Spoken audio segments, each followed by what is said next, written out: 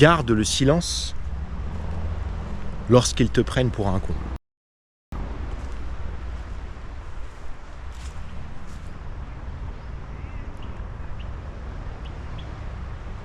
Le silence, c'est un des plus grands luxes de notre époque moderne. Le calme, la tranquillité, la sérénité sont un luxe, comme je l'appelle le silence chic. Tu sais, ça fait plusieurs années que je voyage en Asie, plus de 10 ans, et ça fait quelques années que je suis installé ici.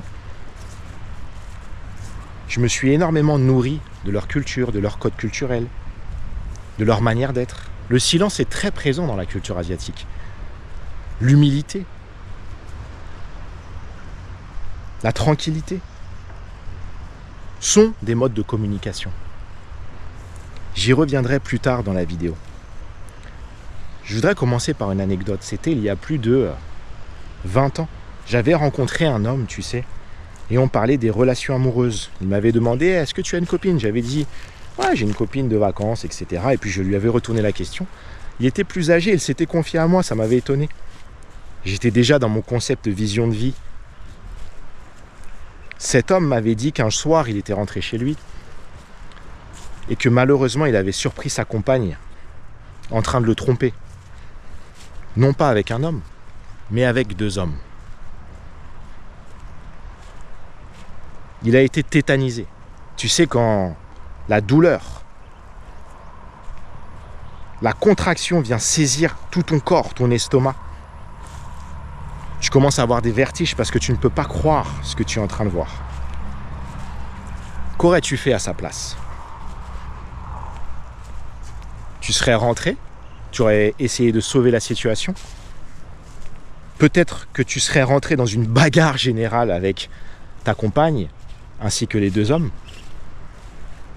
Certains peuvent aussi commettre des actes irréversibles, rentrer, prendre un couteau et tuer tout le monde.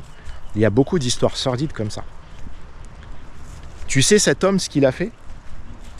Il a vu la scène, mais sa compagne ne l'a pas vu. Elle n'a pas vu qu'il était là. Il est parti en silence. Dans le silence. Et il a disparu. Cette histoire m'a profondément marqué jusqu'à aujourd'hui. Lorsqu'il me l'a raconté, j'avais 17 ans, donc j'étais encore un gamin. Avec les expériences de vie et tout ce que j'ai vécu aujourd'hui, je comprends mieux cette réaction. Bien évidemment, je n'ai pas eu la suite de l'histoire. Je sais juste qu'il a disparu en silence et il m'avait avoué ne jamais avoir cherché une explication ou à guérir ou à sauver cette relation.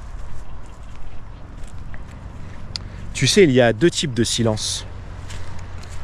Le silence souverain, celui que cet homme a utilisé, partir en silence sans chercher à sauver la situation. Et puis il y a le silence un petit peu plus punisseur, le silence un petit peu plus immature. C'est celui un petit peu qui fait partie de cette culture asiatique. En Asie, ils communiquent vachement par le silence, mais parfois c'est pas vraiment justifié. Tu dois un petit peu comprendre ce qui se passe, qu'est-ce qu'il faut faire, ce qu'ils essayent de te dire. Et parfois c'est pas positif, puisque dans le travail, dans les relations, tu as besoin d'un minimum de communication, surtout quand c'est des histoires un petit peu infantiles. Juste une explication, on s'explique, on règle la situation et c'est réglé. Le silence punisseur et immature n'est pas toujours une bonne chose. Tu sais, lorsque j'ai habité aux Philippines, beaucoup de locaux communiquaient très mal lorsque j'ai travaillé avec eux parce qu'ils avaient peur de dire les choses et parce que aussi pour eux c'était un affront d'avoir tort. C'est aussi très valable en Thaïlande. Les gens détestent avoir tort, ils ne peuvent pas faire une erreur, donc du coup ils gardent le silence, mais ça peut être dans certaines situations très compliqué à gérer, surtout lorsque tu es européen.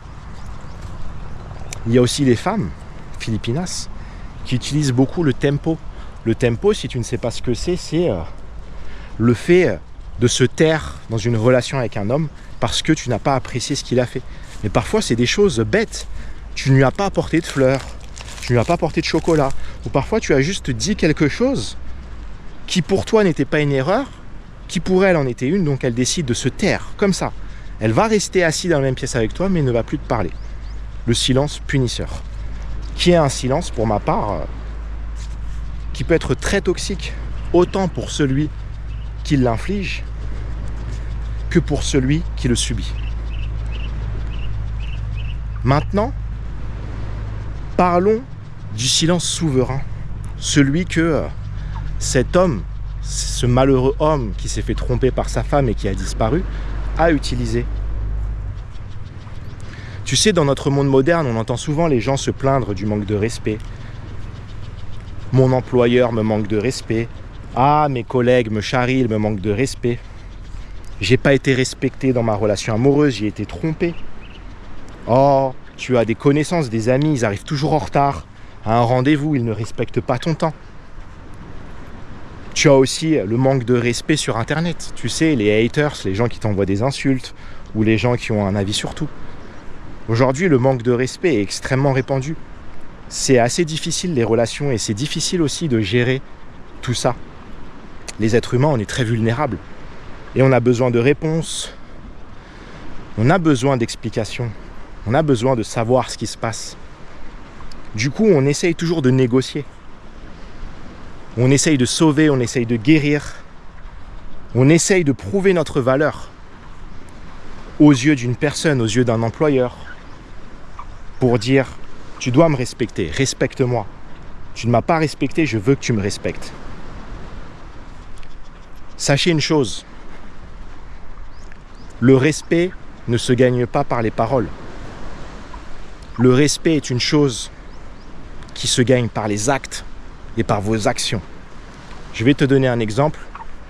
Lorsque tu vois tous ces grands hommes accomplir des choses, ce n'est pas les paroles qui te marquent, c'est les actions.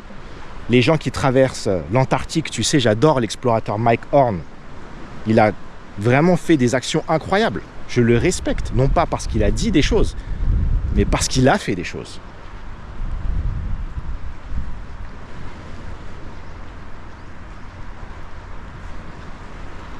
Le respect se gagne par l'action. Tu sais, lorsque le respect se perd, c'est très difficile de le réparer. C'est très difficile de réparer une relation où tu sens qu'il y a eu un manque de respect, que quelqu'un te l'a mis à l'envers. Tu vas essayer de sauver les choses, tu vas essayer de trouver des raisons, mais la relation, la situation professionnelle ne redeviendra jamais comme avant. Celui qui commence à devoir négocier est celui qui a déjà perdu.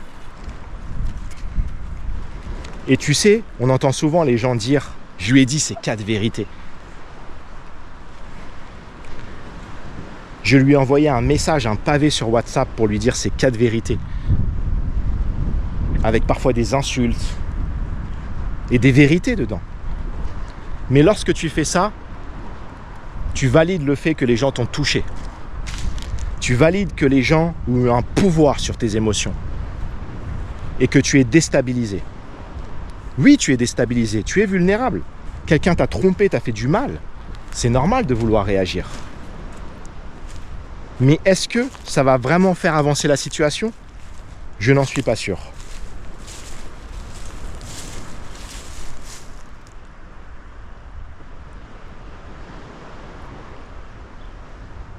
Prends tes affaires et casse-toi. Lorsque une situation pue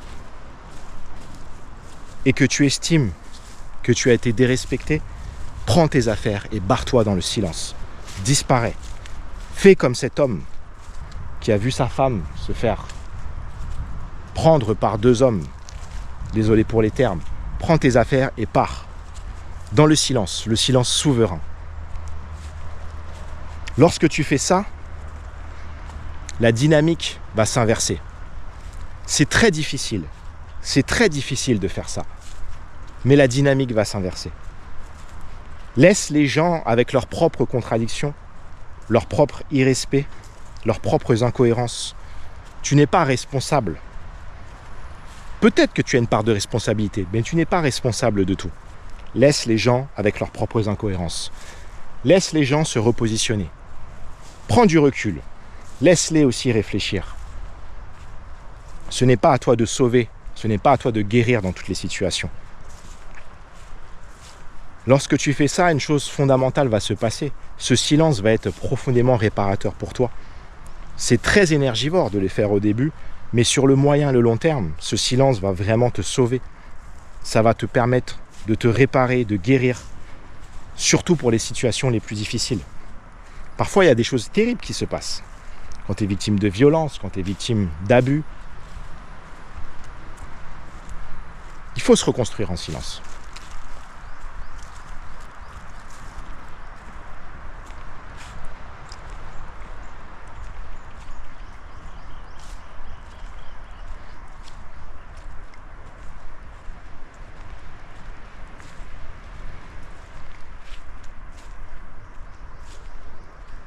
Tu sais, dans notre monde moderne,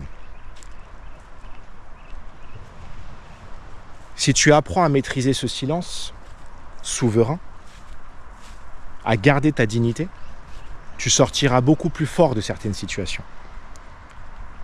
Tu sortiras grandi.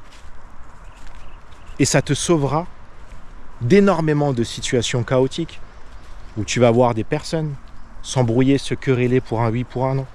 Il m'est passé devant à la caisse du supermarché. Il m'a doublé sur l'autoroute. Il a mis du sable sur ma serviette à la plage. Toutes ces réactions ne méritent pas souvent une parole. Parfois, le silence est la meilleure réponse.